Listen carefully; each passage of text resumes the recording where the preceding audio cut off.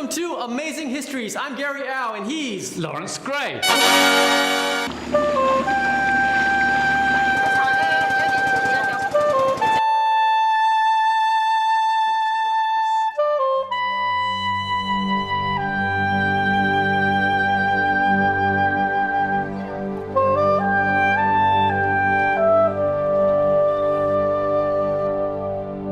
You've been traveling recently. Yes, I've been to the last colony that the British annexed. You should know it, it's not that far from here. Nope, haven't a clue. Well, it was annexed in 1947. Isn't that when the British Empire fell apart? Yes. However, that's when they turned Sarawak into a crown colony. Ah, Sarawak in Borneo. Wasn't that a colony before? No. Before the Japanese invaded in 1941 and screwed it up, it was an internationally recognized independent state. So you can imagine that the locals were a little miffed. In fact, they stabbed to death the British governor. What? They blamed it on this guy, Anthony Brooke. I was framed. They banished him from the island. He looks suspiciously British. In 2013, MI5 admitted that they knew he wasn't involved, but that it was convenient to pretend otherwise. Who is Anthony Brooke? He was the last Rajah Muda of Sarawak, which means the heir to the throne. He would have been the fourth of the Brooke family to have ruled. The White Rajahs. Got it. Though, weren't they British colonialists? We don't want to be colonized. We want our Rajah. We want our Rajah. We don't want to be colonized. We want our Rajah. And their Rajah was Anthony Brooke, who was the nephew of Rajah Viner Brooke, who was the son of Rajah Charles Brooke, who was the nephew of Rajah James Brooke, the founder of independent Sarawak. He looks like a fine figure of a jolly Jack Tar. Sort of. He was born in India to an Indian army officer, joined the army, got shot leading a charge against Burmese troops, and was invalided out with a pension of £70 a year. When was this? 1825. £70 a year went a long way back then. Yes, when you spend 5 years with a festering hole in your back and lots of opium to kill the pain, you develop strange fantasies about becoming a great man. But he would never have imagined that Errol Flynn would have wanted to play him in a movie. There's these pirates and slave traders and crazy mad mullahs and this white guy with a sword in one hand and a pistol in the other frees the slaves, kills the pirates, and chases off the mullahs to set up this new independent constitutional monarchy in the jungle, all the time being chased by this beautiful princess who... Mr. Flynn, I do wish you had actually read my biography of Great Uncle Brooke. There you would know that James Brooke was unable to please a woman due to his having his bollocks shot off. Ouch. Is that true? No. He was shot through the lung, but he'd never married. But though there was an illegitimate son he acknowledged to the tune of £1,000 a year, he was a tad more interested in midshipmen, and later in life seemed to bump into accidentally naked boys in Totnes.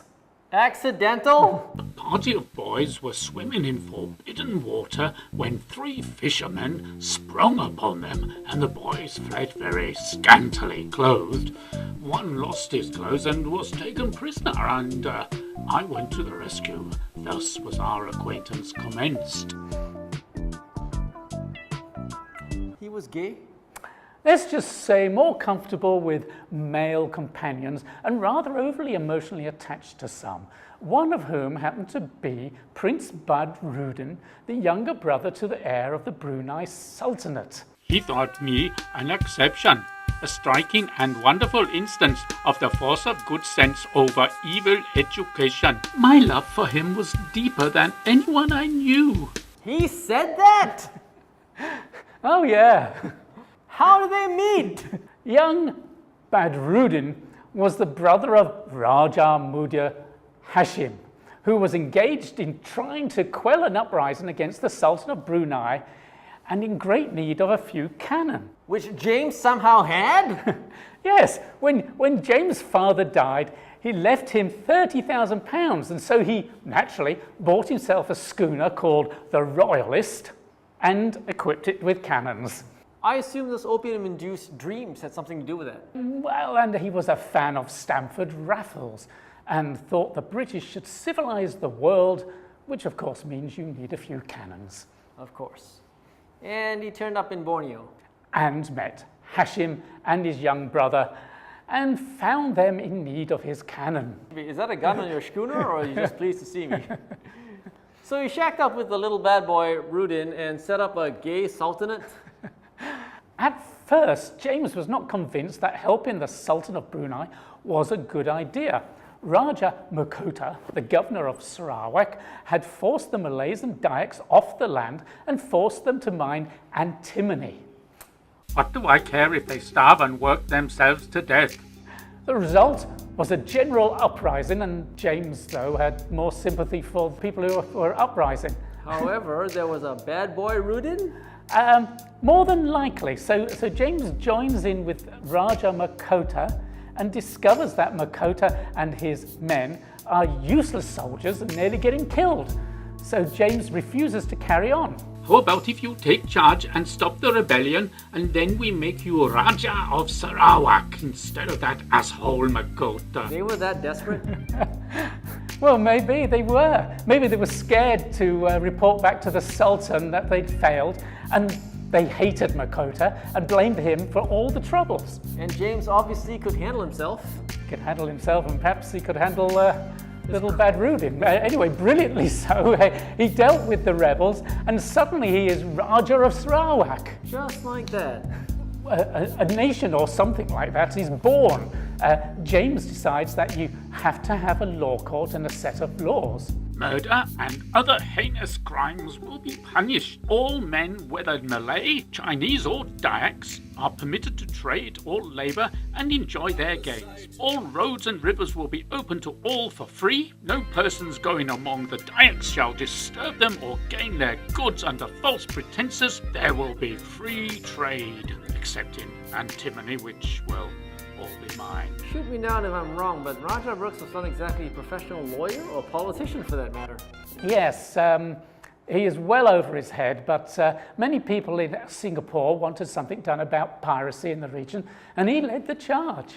Britannia, Britannia rules the waves. He befriends Captain Keppel of the Royal Navy, and the two of them go on a pirate blasting spree that caused Mahkota, who was heavily involved with piracy, to flee to Brunei. Sarawak hardly sounds like it was an independent country. Well, frankly, James knew his limitations and kept trying to unload the place onto the British. I like couches and flowers and easy chairs and newspapers and clear streams and sunny walks. Was that his Tinder profile? Well, perhaps more Grindr, I don't know, but James Brooke probably merely wanted to do a bit of swashbuckling, grab a lucrative trade contract, and then go home before the climate got to him. So why didn't the British take over? They thought the place a worthless basket case full of savages. Consequently, Captain Keppel was ordered to avoid looking like he was assisting James, but a chap stands by his friends. My biography is called The Beloved Little Admiral.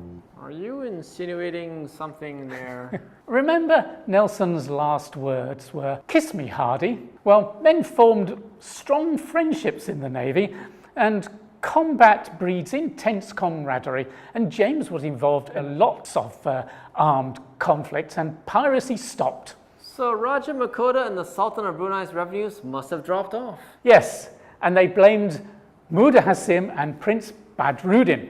Consequently, James was handed Prince Badruddin's signet ring and was told the last words of the prince were, Take this signet ring to my friend Mr. Brooke. Tell him what has occurred.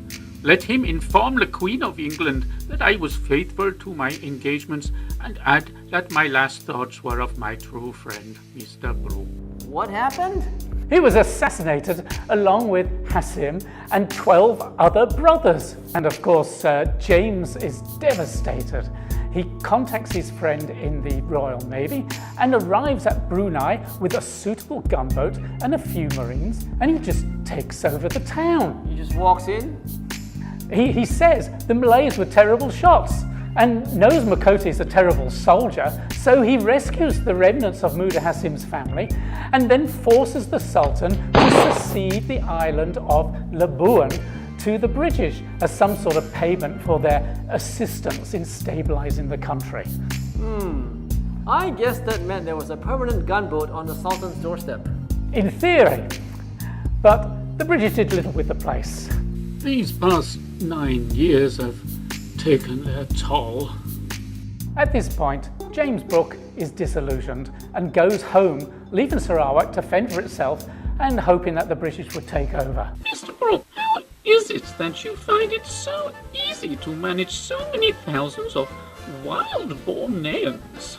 Ma'am, I find it easier to govern 30,000 Malays and Dayaks than to manage a dozen of your Majesty's subjects. Oh, I can easily imagine that. James discovers that he is seen as something of a hero, and he is given the Order of the Bath and becomes Sir James Brooke, and he is made the governor of Labuan, which restores his spirits. And when he was away, I assume the pirates returned? Yes, and so he returns and with Captain Keppel sets about making the new colony in Labuan safe from pirates. The moon, dimmed by misty clouds, shed down a hazy light. The dark banks of the river, the breaking waves around the open sea before us, the distant booming of the heavy guns, the rockets curveting over the waters, the brilliant blue lights of the steamer, the pursuing boats, the flashes of musketry, the yells and answering yells of enemies and friends. That was me, Spencer St. John, writing about my swashbuckling days battling headhunting savages while working as James Brooks as secretary. That set me up for a pretty decent diplomatic career, ending up as Minister to Sweden. Were there really that many pirates? Oh, back in Britain, that's exactly what the government was saying. Joseph Hume and other liberals began questioning how one defined a pirate. Are not some of these so-called pirates unwilling slaves? And how come these so-called dangerous savages never seem to kill any British sailors or soldiers, but constantly suffer wholesale massacres at British hands? And if Sarawak is an independent state, then why should we foot the bill for boosting this so-called Rajah of Sarawak? A commission was set up, and for the next few years, Brooke is heavily criticised and forced to testify before them. I am not the man to be bullied or meekly to kiss the rod in such silly hands. Never was there such a farce of an inquiry. But they did have a point, didn't they? Well, whatever the point was, James did bring about a major cultural change, during which Cochin's inhabitants began making money and the government accounts began to balance. Sarawak was even recognised by the USA as a sovereign state. Making money. US recognition. The world hasn't changed that much, has it? Globalization, or as they called it then, free trade and competition, were argued over as fiercely then as they are today. So what happened to Brooke? The commission broke his spirits and he went down with smallpox and was very, very ill. When ill, Sir James could obtain no sleep unless someone whom he liked held his hand. I have done so until all sensation had left my arm. Every Bornean chief would sit and wait to see if he improved. Malays and Dayaks would crowd the veranda of his house. They would send perfumed water to wash him. The mosque said prayers for him. And a miracle, he recovers. Thus making him now almost a magical being among the Malays and Dayaks. But I bet he's thinking he should go home for good now? But without him, there is no state. He has no children, so the succession is hardly clear. He's stuck, and there is big trouble brewing. The Chinese. Yes, they're always trouble. That's right, Gary. All around Southeast Asia, the economies are built upon the work of the Chinese, and they protect themselves by forming secret societies. And you'd better believe it. Exactly. And the Brits are involved in the Second Opium War, which isn't as much of a walkover as the first, and rumours are afoot that the Chinese have inflicted a great defeat on the English. The Viceroy of Canton offers £25 for the head of every Englishman killed.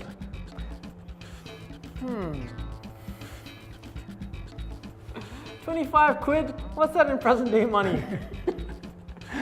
Well, it's enough for 600 heavily armed Chinese gold miners to launch an attack on an unprepared Brooke. They attacked his house, setting it alight, and decapitating the first European they came across, parading his head on a stick, shouting that it was the Rajah. Meanwhile, James crawls out of the bathroom window and hides in the riverbank, while the Chinese kill as many Westerners in the town that they can. They set up in the courthouse and declare that they now run the country, but a number of them cross the river to loot the Malay sectors. In the chaos, James makes his escape upriver, where he manages to find a few of his men, but he thinks it is hopeless and then he must run for the border. I'll offer the country on any terms to the Dutch. But then one of Brooke's gunboats appears out of the mist, and James's nephew, Charles Johnson, arrives with a band of Dyaks. The Malays are in defence of their homes, destroy the boats of the Chinese to stop them running away with their loot, and James and his steamer returns to the town, all guns blazing, cutting off the retreat of the Chinese, who are now sandwiched between the river, the Malays and the Brookes with their Dyaks, who are relishing this chance to gather some heads. I guess that doesn't end well for the Chinese. It's a massacre. Some 500 of the 600 are killed, and several thousand of their families flee to the Dutch. It was madness. With mankind in general, we may trust to their not doing anything opposed to reason. But this rule did not hold good with the Chinese. How have you know that we're very reasonable? Yes, Gary, I know. And Rajah Brooke actually sent out orders to stop the attacks on Chinese, and he requests for them to return. Even so, he now is thoroughly fed up. I weary of this business. And in 1858, he sets sail for England, leaving John Brooke Johnson, that's his second nephew, in charge. And back in England, he lobbies again to have Sarawak turned into a British protectorate. Sir, we are horror-stricken at the idea of Sarawak being sold into bondage. Here we have the beginnings of the family feud over whether to bother running Sarawak or hand it over to the British, who didn't want it. But why did he want to hand it over at all? Well, he was broke. He should have hired a decent Chinese accountant. His nephew, John Johnson, was deeply frustrated. He was now supposedly in charge, but James, who was back in England having dubious relationships with the youths of Totnes, was trying to sell the country. John Johnson tells the British that James has no right to negotiate away the sovereignty of Sarawak. James sees this as an attempted coup and transfers the Sarawak government's money to his private account, and then sets out to confront John in Cochin. John fears that James is crazy, which he kind of was, and knowing that the Dyaks will always rally to James, John flees the country. So James is back in charge again. Only briefly, because he thinks his health cannot stand Sarawak any longer. Just to avoid confusing people, or rather to make people think I am Uncle James' son, I changed my name to Charles Brooke. These Brookes are beginning to behave like Malayan royalty. In 1863, Britain recognizes Sarawak as an independent state, and my husband Charles sets about building this country. He expands its territory, builds magnificent public buildings, and over the next 50 years sets his finances in order. James returned to England, where he pottered about his garden, and after a series of strokes, he dies in 1868. Given James' private life, how come he took over a town that is, well, called Pussy? I am purring with contentment. It's just one of those amazing things. This is amazing histories after all. Don't forget to subscribe. We have a lot more amazing histories for you. Thank you for watching.